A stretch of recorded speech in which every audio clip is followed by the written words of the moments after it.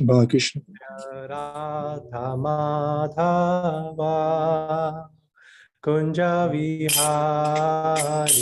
Jaya Radha Madhava Kunja Vihari Jaya Gopi Jana Vallabha Girivaradhari Gopi Jana Vallabha Girivaradhari Yashodanandana Braj Jana Ranjana Danandana Braj Jana Ranjana Yashodanandana Braj Jana Ranjana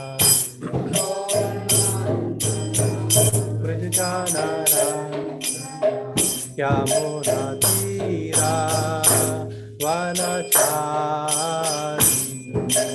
Tira Vanachari Yamuna Tira Vanachari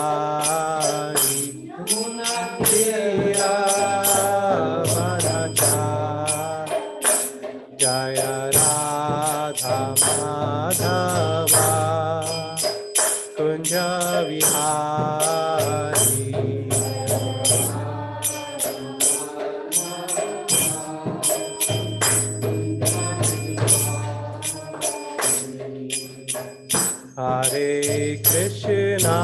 Hare Krishna Krishna Krishna Hare Hare Hare Rama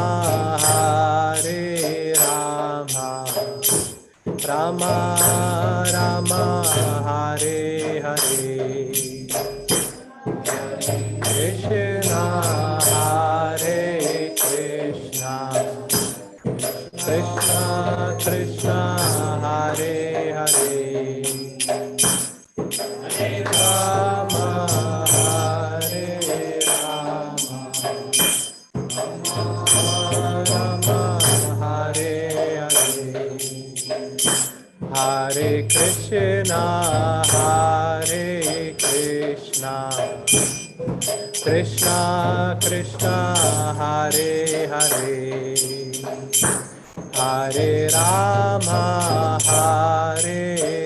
Hare Rama Rama Rama Hare Hare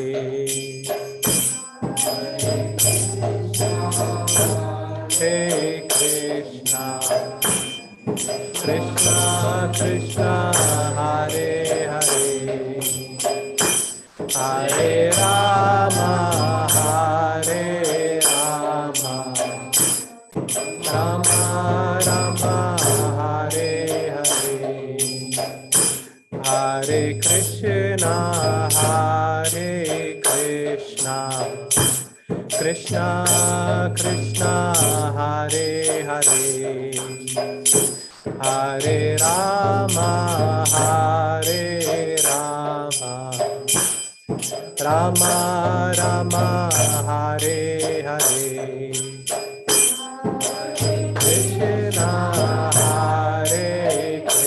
Krishna Krishna Krishna Hare Hare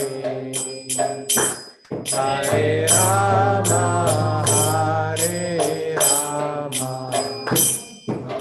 Rama Rama Hare Hare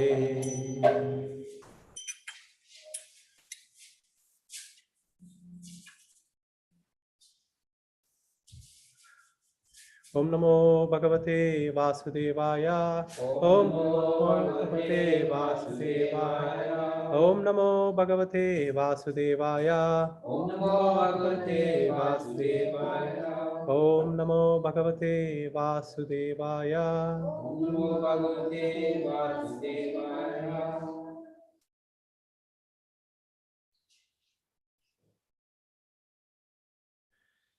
Hare Krishna. So we are reading from the 10th canto, 5th chapter, verses 5, 6, and 7. Only 7 has a purport, so I'll read the translations for the first two verses and the first translation and the purport for the third one. So the fifth verse is, the Brahmanas recited auspicious Vedic hymns, which purified the environment by their vibration. The experts in reciting old histories like the Puranas, the experts in reciting the histories of royal families, and general reciters all chanted, while singers sang and many kinds of musical instruments like bheris and dundubis played in accompaniment. Verse 6. Brajapura, the residence of Nanda Maharaj, was fully decorated with varieties of festoons and flags. And in different places, gates were made with varieties of flower garlands, pieces of cloth, and mango leaves. The courtyards, the gates near the roads, and everything within the room of the houses were perfectly swept and washed with water.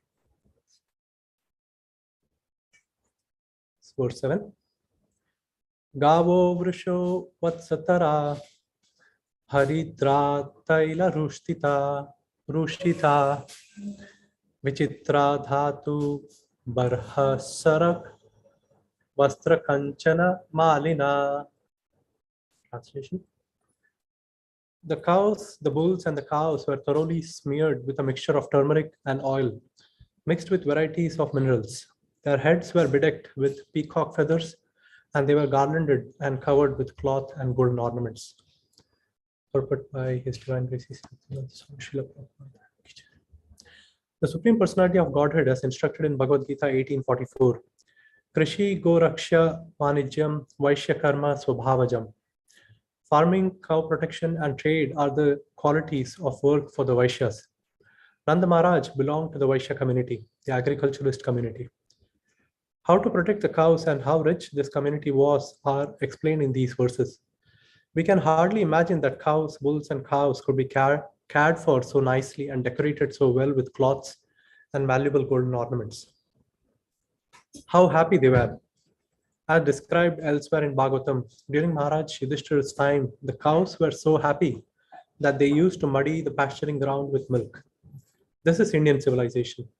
Yet, in the same place, India, Bharatvarsha, how much people are suffering by giving up the Vedic way of life and not understanding the teachings of Bhagavad Gita. Om Jnanathmirandasya Jnananjana Shalakaya Chakshurunmilitam Yena Tasmai Shri Gurave Namaha. Shri Chaitanya Manobhishtam Sthapitam Yena Bhutale Swayam Rupa Kadamayam Dadati Swapadantikam Vandeham Shri Guru Shri Yuta Padakamalam Shri Guru Vaishnavamscha Shri Rupam Sagrajatam Sahagana Raghunathanvitam Tam Sajivam Sadvaitam Savadutam Parijana Sahitam Krishna Chaitanya Devam Shri Radha Krishna Padan Sahagana Lalita Shri Vishakan Vitamscha He Krishna Karuna Sindhu Dinabandhu Jagatpate Gopesha Gopika Kanta Radha Kanta Namostute Tapta Kanchana Gaurangi Radhe Vrindavaneshwari Vrishabhanu Sute Devi Pranamami Hari Priye Vancha Kalpa Tarubhyascha Kripa Sindhobhya Evascha Patitanam Pavanebhyo Vaishnavebhyo Namo Namaha. Jai Shri Krishna Chaitanya Prabhu Nityananda Shri Advaita Gadadhara Shri Vasadi Gaura Bhakta Vrinda Hare Krishna Krishna Krishna Hare Hare Hare Rama Rama Rama Hare Hare. Srila Prabhupada ki jai. So, Hare Krishna, good morning. So in this section, like this is the chapter where Vasudeva is meeting Nanda Maharaj, and just briefly to touch upon like the quality of Parikshit Maharaj, like the original hearer of the Bhagavatam from Shukdev Goswami. We see that how he is tolerant of the circumstances. Like when he got cursed, he didn't object to it. He immediately accepted the curse and renounced his kingdom, his responsibilities, and went to the sages to ask, like, okay, what is the purpose of a dying man? What should such a person do? And he sets an example for all of us. Like in the Gita, when Krishna says, Yad yad acharati shrestha tat tat evataro jana, whatever action a great man performs, common men follow. And whatever standards he sets by exemplary acts, all world pursues. So he is setting this example for all of us to follow. Like Prabhupada would often say, who knows when we are going to die, like whether we have 7 days, 7 minutes, 7 months, we don't know. But this pursuit of what is the reason behind us coming here, and what is the real destination of getting the human existence, the human form of life, this should be ingrained in all of us, and we should like attending the Bhagavatam classes and reading and taking part. These are steps towards that direction. And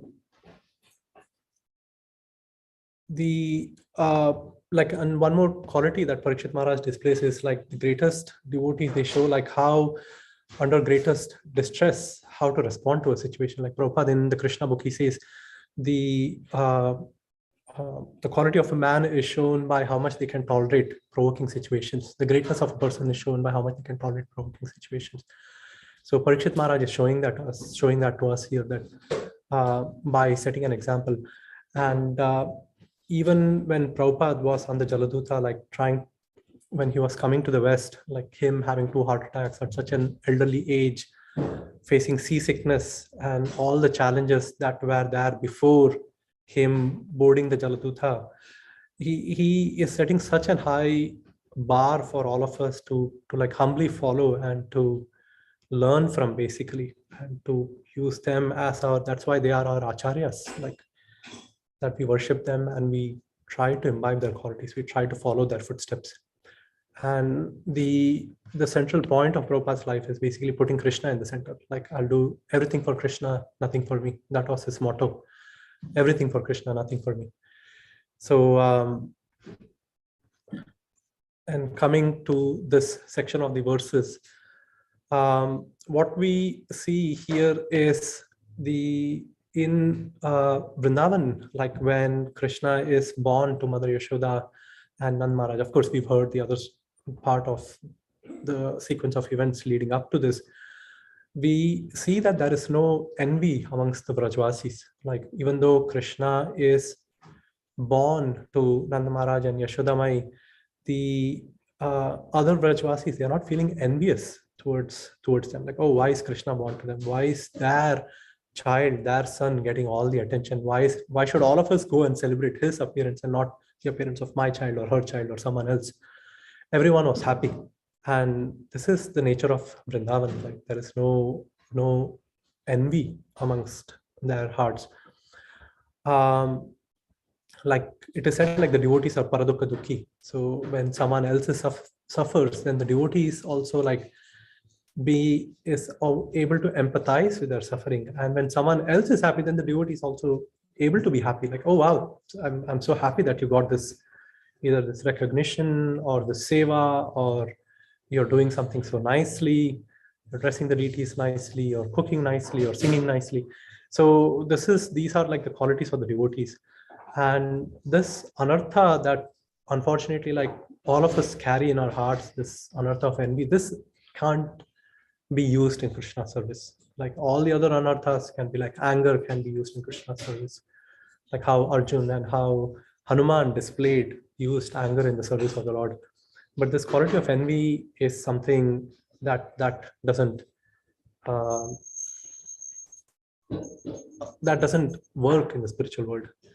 And it is said, like even when we are doing some special service and when we are doing some special worship, if we are envious of other devotees and we are thinking like the recognition and the accolades that they are getting, it doesn't really work. It is a matter of the consciousness ultimately.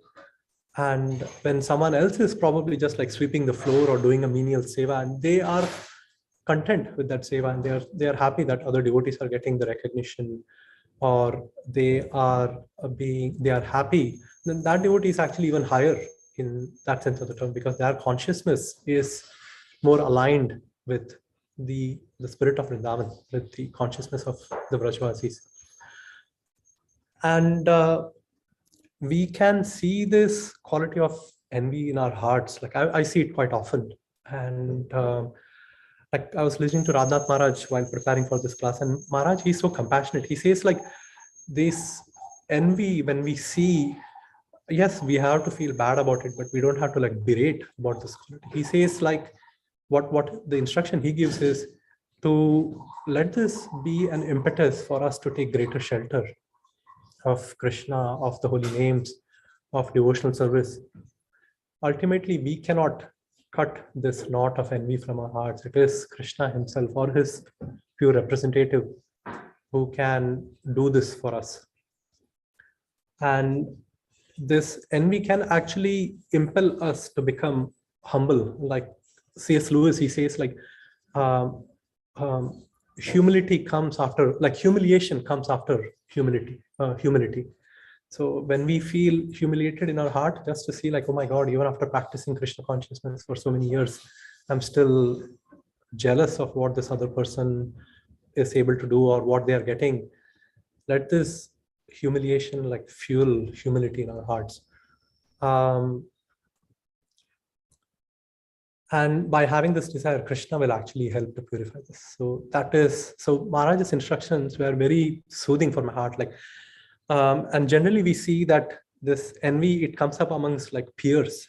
Like, so a cook might not be envious of the kirtanier, a kirtanier might not be envious of a pujari. So it doesn't work that way. Usually the envy is devotees, amongst devotees who end up doing similar seva, or they are peers, or they come to bhakti at the same time. So these qualities, and Sachinand Maharaj, he says like the way Krishna looks at, like when a devotee, when a disciple asked Maharaj the question like, how do I overcome this envy? Maharaj said that, see, the way Krishna looks at all of us is like a soccer team. When one person scores the goal, it doesn't mean that everyone else hasn't contributed to that goal. So Krishna is looking at the entire team. So please look at yourself from that perspective. A few of the incidents in the pastimes that are given in the scriptures is like Gopal Chapal. This is from the CC, when he was envious of Srivas Thakur, because at Srivas Thakur's place, all the Mahaprabhu would come and do kirtan all night long, and there are so many devotees would take part in ecstatic pastimes. And Gopal Chapal, he left some paraphernalia of like Devi worship, like demigod worship in front of Srivas Thakur's home. And he was telling the neighbors, like, see, he's just pretending to be a Vaishnava, but he's actually a demigod worshipper. But Srivas Thakur didn't take any offense at that. And at a point, like Gopal Chapal, he ended up getting leprosy, and because of reactions of like being envious towards a pure devotee. And then Gopal Chapal realizes his mistake, and he goes to Mahaprabhu, asks for his forgiveness. Mahaprabhu says, see, I can't forgive you. You have to go to the devotee who you offended. And then he goes to Srivas Thakur, and Srivas Thakur is so kind. He says, like, I never felt anything bad against you. And eventually because that is the greatness of a pure devotee, that they don't take any offense, even though us fallen conditioned souls can be offensive towards them. And eventually his leprosy gets cured. We also see Duryodhan, how envious he was of the Pandavas. And the pastime of Suruchi in the Bhagavatam, and Daksha, when he was envious of Lord Shiva. So the scriptures give us all these examples just to warn us that this quality of envy has to be purified from our hearts, and we have to take shelter of Krishna, the devotees, his holy names, of devotional service. So this was the first quality that stood out from this pastime. The next one is like service to the cows. Like in the third verse, where the translation Prabhupada says, how to protect the cows and how rich this community was are explained in these verses. We can hardly imagine that cows, bulls, and calves could be cared for so nicely and decorated so well with cloths and valuable golden ornaments. How happy they were. And in the end, Prabhupada says that in Bharatvarsha, people are suffering because of leaving behind the Vedic way of living and cow protection. So we see that this quality of cow protection, like just before coming to this verse, like I just want to briefly touch upon one more point. Like when Nand Maharaj, like when Krishna was born, he gave away like 2 million cows in charity. So we can wonder, like, how can 2 million cows fit in Vrindavan? Like Vrindavan is such a small village, and the cows, their pasturing grounds and everything. So this is basically like a material consciousness that we perceive the spiritual reality from. Like we can't understand, like our eyes have to be anointed with the salve of love. Premanjana Churita Bhakti Vilochanina. So there is a story of a Brahmana and a cobbler. Like Narada Muni approaches Brahmana and a cobbler with the, and he tells both of them, like Krishna is actually threading an elephant through the eye of a needle. Like many times it's difficult even to put a thread through the eye of a needle. And here he says, like, oh, Krishna is actually putting a elephant through the eye of a needle. So the Brahmana is like, because he's like educated, he's intellectual, he's become skeptical. Like, how is that possible? This is too much. And he sort of dismisses Narada Muni. He says, like, either you're lying or you're not the real Narada Muni. And Narada Muni then comes to the cobbler. Like, cobbler is someone who fixes shoes. And he tells the same thing to the cobbler, and the cobbler immediately accepts it. He's like, of course, it is quite possible. My Lord, who can put a banyan tree in a small seed, if that is possible for him, why is this not possible? Because the cobbler had inherent faith. So to see Vrindavan, we have to have faith in the scriptures, in Prabhupada, in our gurus, in their instructions. And then finally, once our hearts are purified, then we can also get to see, like, oh, Krishna is present on the altar. There can be 2 million cows that were given away in charity and so many other things. And in this verse, like it is said, like the cows were given jewelries, they were turmeric and oil was applied on them. They were given golden jewelries, ornaments, cloth. But it is not really these things which made the cow happy, because the Vrajvasis had so much affection for the cows, and that is what this was, just an external manifestation, an expression of their love. But they were naturally very attached and concerned for the cows and the well-being of the cows. And while Nand Maharaj was giving away cows, real cows in charity, Vasudev in the prison, he was still in the prison in Kamsa's prison, he was giving away cows in his mind, in prayers. So sometimes when we are not able to do some service, then Krishna understands that even when we offer something in the mind, Krishna is called, one of the names is like Bhava Grahi Janardana. He understands our feeling. He understands how we are trying to reciprocate with him, and he accepts that bhava, that feeling that we carry in our heart. So even that mental offering can be harmonized with the actual act. And in the verse, we also see, like, during the time of Yudhishthira Maharaj, the cows were so happy that they would actually like wet the grass with their milk, because they were all protected. I mean, living in New York City, we can feel like, oh, this doesn't make sense. In the Bhakti Center, we obviously can't have cows in the Bhakti Center. Or so I was recently in New Vrindavan, and we see cows there in Gita Nagari. But something that we can do is we can at least support the community there. We can adopt a cow or do something for the cow. So this way, even we can contribute towards cow protection. Prabhupada said that the reason why there are so many wars still being fought is because the cows are being slaughtered, and we still see like wars are going on even today. And this industrial farming is terrible. It's a terrible thing that we live in.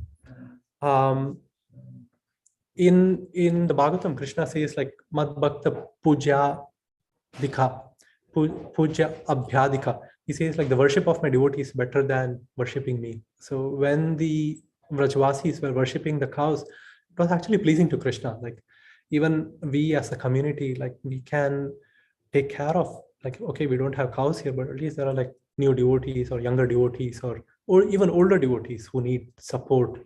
So by the way we treat them, by the way we serve them, that is actually pleasing to Krishna at the end of the day. So this quality of service, like Radhanath Maharaj, he embodies it, like in every pore of his being, this quality of serving everyone and everything. So it's something that we can also learn from. There is this one pastime of Krishna with the cows. And does anyone know how many cows Krishna had? Anyone online? Guess? 900. Millions. Sorry? Some millions in 9 lakhs. Lakhs. 9 Yeah, lakhs. you're almost right, Krishna. It's 900,000. So 9 lakhs. is it 9 lakhs or 90 lakhs? 9 lakhs. Okay, you're right. So this one time that Mother Yashoda, she asks Krishna, like, oh, you're going out in the pasturing grounds without your shoes, without any footwear, and your feet will get become sore and you'll hurt yourself. Like Krishna's skin is so, in one place it is described, like Krishna's skin is so soft that even if a leaf were to fall on his skin, it left an impression. So that's how soft Krishna's skin is. Mother Yashoda was deeply concerned about him. She said, like, oh Krishna, please wear shoes when you go out. But Krishna said, like, I will wear shoes, but if you are ready to make shoes for all my cows, it's like 900,000 times 4, that's like 3,600,000 pairs of shoes. Mother Yashoda, she is like, okay, that is not possible for me. It's too many shoes. But then the cows heard this, actually. Yashoda Mai is concerned for Krishna, and they go around Vrindavan with their hooves and they just like crush all the pebbles and all the rocks and make it like soft sand. Like now when we do this Govardhan Parikram, there is a section where the sand is so soft, it is so soft, it is softer than cotton basically. So we can just imagine like how affectionate the cows were towards Krishna. Krishna was towards the cows, and the cows were towards Krishna. And in one more pastime, we see when the cows, when there was a forest fire and the cows were all like scared, Krishna just like swallows the entire forest fire. So again, it shows like the affection Krishna had towards the cows. So basically, this shows the reciprocation of love of Krishna and his devotees, and vice versa. And the third point that I wanted to just touch upon is like in the first verse, it is said like the Brahmanas recited auspicious Vedic hymns, and that was purifying the environment. And what is the hymn that we all chant? Hare Krishna, Krishna Krishna, Hare Hare, Hare Rama, Rama Rama, Hare Hare. Yeah, this Mahamantra is to purify our hearts, not just our hearts, but even of the hearts of the people who hear this, especially the devotees who go out on Sankirtan. And when we do like Kirtan in the temple, these holy names are purifying. In the Kali Santarana Upanishad, it is said like, Iti Shodashakam Nam Kali Kalmashanashanam Nata Paratarayo Paya Sarva Vedeshu Drishyate. It says like, after searching through all the Vedic literature, one cannot find a method of religion more sublime for this age than chanting of Hare Krishna. Someone asked Srila Prabhupada, like in a place like, I don't have the exact quotation, but I heard this in a class that someone asked Prabhupada, like, this is the greatest mantra. Prabhupada said, like, no, there is one more mantra which is even greater. Can anyone make a guess? This Jai Shri Krishna Chaitanya Prabhu Nityananda Shri Advaita Gadadhara Srivasati Gaura Bhaktivinoda. And the reason Prabhupada said is like, because the Panchatattva, they don't take any offense. They are very forgiving, very merciful. But then a disciple, he asked Prabhupada, like, then why are we not chanting that, and why are we chanting Hare Krishna? Prabhupada said, because Mahaprabhu asked us to chant Hare Krishna, that's why we chant Hare Krishna. So, and just a point about like Mahaprabhu's being the most merciful incarnation in this age, like in the Gita, in the 18th chapter, Krishna says like, idam te na tapakshaya, na bhaktaya kadachana. Like Krishna says, this confidential knowledge may never be explained to those who are not austere, who are not performing devotional service, who are not devoted, and who are envious. So that includes pretty much all of us, like we just spoke about earlier. So this rules out all of us. But Mahaprabhu in the CC, he says like Ataeva ami akya dilun sabakare yahan tahan prema phala deha yaratare. It translates that, therefore I order every man within this universe to accept this Krishna consciousness movement and distribute it everywhere. So Mahaprabhu is more merciful than even Krishna. Krishna is setting some conditions like, oh, you cannot reach the Bhagavad Gita until you are of a certain level. But Mahaprabhu is like freely giving it out. And the reason why Mahaprabhu is able to do that is because who is Mahaprabhu? He is the combined incarnation of both Radha and Krishna. And Radharani, she is the embodiment of compassion. She is the tender-hearted counterpart of Krishna. And she is like the loving mother that is like inviting all of us to come and serve Krishna, our eternal Father. So hence we see that Mahaprabhu is so much more magnanimous, and we are all here because Mahaprabhu, when he came 500 years ago, he would go around singing like Krishna, Krishna, Krishna, Krishna, Krishna, Krishna, Krishna, hey. That song basically what it says is like, oh Krishna, you are my protector, you are my maintainer. And oh Lord Ram, you are my protector, you are my maintainer. So Mahaprabhu went all over India just like spreading the holy names of Krishna and Lord Ram. So what we one more thing that's mentioned is like in this Vedic hymns, Prabhupada, one thing that he wanted all of his disciples and his followers to do is like to become well versed with the Vedic scriptures, like with the Gita, with the Bhagavatam, with the CC, to be able to memorize them. And he said like we should know these books like the lawyers know their law books. And I'm like that was the example, that was like the bar that Prabhupada had set for us. Like we have to know these books and these verses so nicely. And I'm just remembering like Vaisheshika Prabhu, like whenever he comes, he's able to quote so much it is like, even though he speaks in like, sometimes I wonder like he speaks in English, but most of his class is in Sanskrit because he's like remembering so much, quoting so much. He's really like an example for all of us to follow and to worship. I just worship him. And this is important for all of us, like, and these words are non-different from Krishna. Like by remembering these verses, we are able to like purify our consciousness by just like while we are walking or washing clothes or cooking. If we just remember these verses or sing the holy names, we are constantly like involved in devotional service, in purifying our hearts, our consciousness. So in conclusion, so what we spoke about briefly was like the quality of Maharaj Parikshit, the envy that we don't see in Vrindavan and that we have to work in getting rid of from our hearts, the importance of cow protection and of caring for the devotees, and importance of chanting the Vedic hymns, remembering them and memorizing them and chanting Lord Krishna's holy names.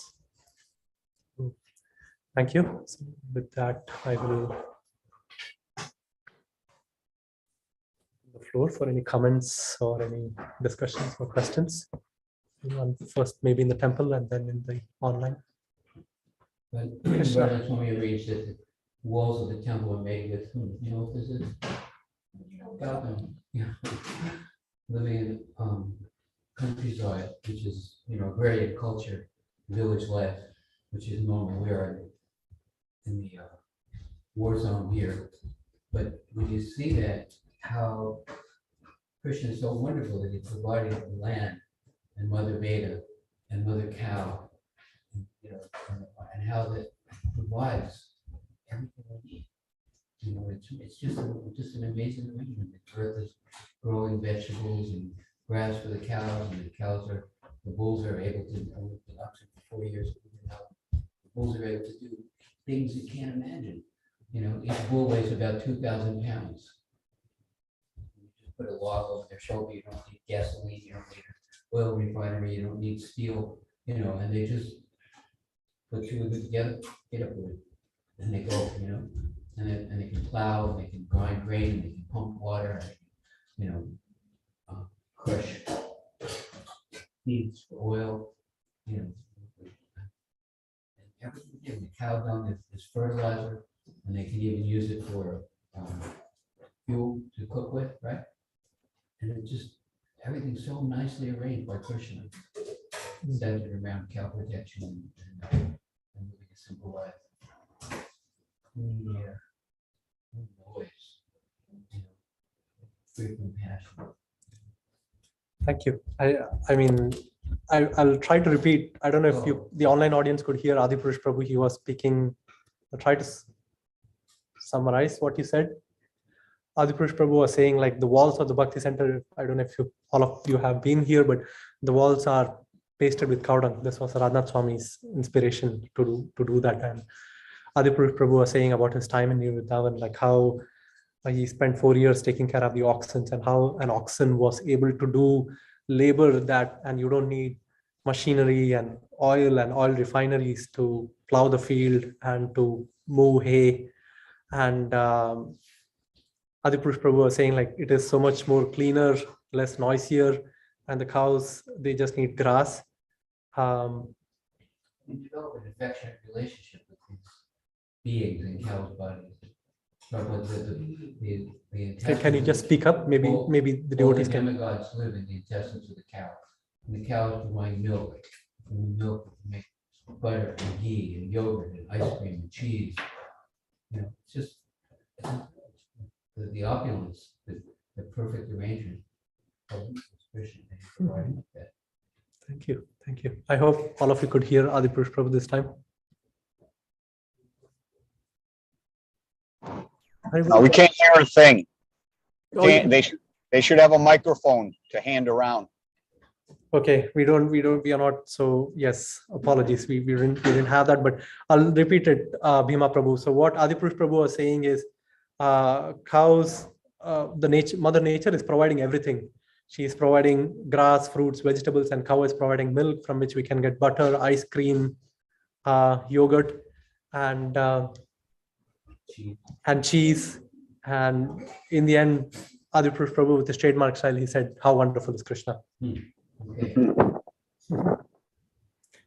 Haribol Jamna Jai. See, your hand is raised. Hare Krishna, thank you for a wonderful class. I just wanted to meditate on the point you said about Mahaprabhu was so much more merciful because he has the components of Sri Radha, and it was making me think of a poem that Madan Mohan once sent me. He's a really wonderful poet on Janmashtami, or maybe it was Radharastami, or maybe it was both. He said, in order to get to him, we've got to go through her. And it's her mercy that takes us to him. So I was just really appreciating the point of them both being together in Lord Chaitanya to grant us the greatest mercy, because it's infused. He is infused with her. So I just really appreciated that. Thank you for reminding us of that point. Hare Krishna. Krishna, thank you. Thank you for sharing that. Hare Krishna, Krishna Daya Prabhu. Speak, they can see them and hear them. Yes. Krishna Daya Prabhu has his hand raised. After that, I will turn the laptop around. Yeah. Hare Krishna Prabhu, thank you for the wonderful class. Sorry, I joined a little bit late. The point what you said, I was meditating on, like, is actually the more merciful mantra is the Jai Sri Krishna Chaitanya, and then we chant Hare Krishna because Mahaprabhu gave us. So that's a very deep point. I was just a little bit curious, like this Jai Sri Krishna Chaitanya, this mantra, like who coined it? Maybe after 18 years of practice, I got this question, sorry. But because Hare Krishna Mahamantra also, Chaitanya Mahaprabhu changed the order. So it's like a divine person can change the order. He's Supreme Personality. So the Jai Sri Krishna Chaitanya is, of course, more merciful. So just a thought, Prabhu. Sorry. No, thank you. Thank you for even, I didn't think of that question. I mean, the Hare Krishna, like when I was reading the Kali Santana Upanishad, just to that point, like over there, the sequence is Hare Krishna only. It's not Hare Rama and then Hare Krishna. So, but I know in some place it used to be Hare Rama and then Hare Krishna, then Mahaprabhu changed it. But as per the Kali Santana Upanishad, it is Hare Krishna first. And to your question of where Jai Shri Krishna is, I don't know the answer. Maybe it is in the CC, maybe someone here or online knows. I would imagine, or maybe the pujaris. Is Vasudev here?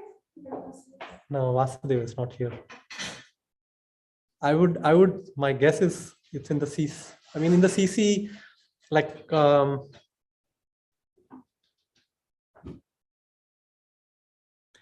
I mean, we sing like Jai Jai Shri Chaitanya, Jai Nityananda, Jai Shri Advaita Chandra, Gaura Bhakta Vrinda before reading the CC, and at the end of every chapter of the CC, Krishnadas Kaviraj is glorifying the Goswamis.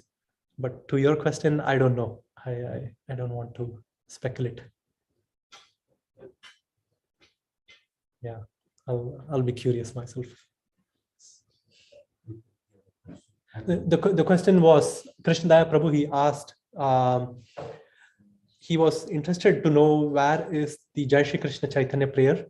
Where is that coming from? The origin of that. Adipurush Prabhu's response is we got it from Prabhupada. So. We're satisfied to do with our spiritual master. Yes. Can't say that? Yes, we are satisfied to follow our spiritual master. Yes, Adipurush Prabhu saying, and I agree with him. I'll just turn the laptop around so you can see. There's 21 people online. Srila Prabhupada told us, sometimes we don't know the answers, but sometimes we don't even know the questions. You know, there are many things we could ask about, but when we say, how can I serve you? What would you like me to do? You go to the doctor, he says, do like this, don't do that, do this, and we follow.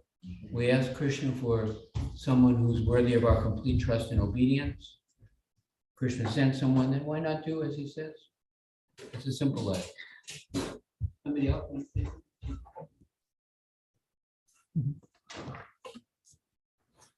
Thank you, Adipurush Prabhu. Yes. Prabhupada is our Acharya, so we follow his instructions. Angelica has her hand raised. Okay. Maybe she knows the answer. Have a minute? Okay. Go ahead.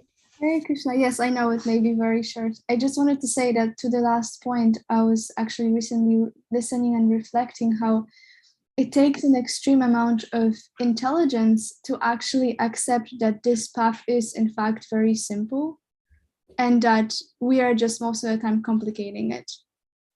That because of our tendencies to maybe like satisfy our intelligence or like grow our ego, we are trying to make it more complex than it is. And actually it takes ego death, false ego death, to really accept that we have simple instructions that we just need to follow to actually get at the root of the process and to really cleanse our hearts.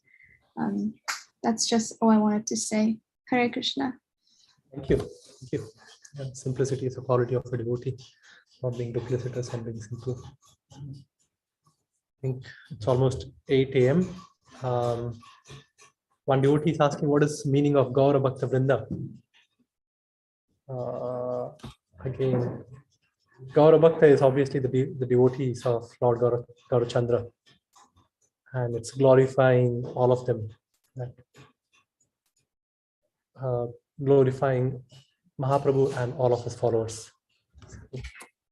I hope that satisfies you, Karthik. Thank you very much. All glories to Srila Prabhupada Granth Srimad Bhagavatam ki. Srila Prabhupada ki.